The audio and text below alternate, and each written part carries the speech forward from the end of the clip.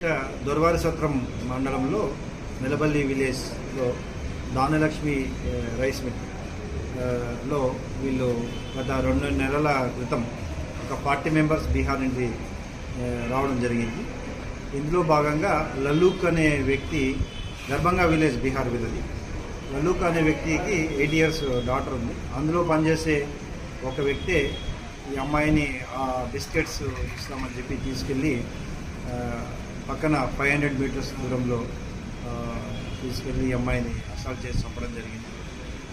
ఇది వాళ్ళ పాప దొరకలేదని వాళ్ళు వెతికిన తర్వాత పోలీసు వారి దృష్టికి తీసుకొచ్చారు.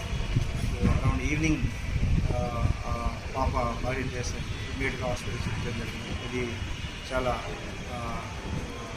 హీనమైన చర్య.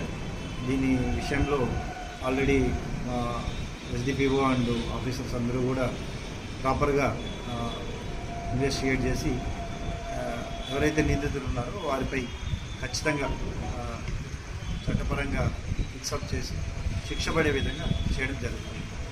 ఫ్యూచర్లో ఇటువంటి ఇన్సిడెంట్లు ఎటువంటి జరగకుండా ఫాస్ట్ ట్రాక్ కోర్టులో రిక్వెస్ట్ చేసి వీరికి శిక్ష పడే అవకాశాన్ని ఖచ్చితంగా తీసుకుంటాం. చట్టపరంగా చర్య తీసుకుంటాం. నిందితులు దొరికారు.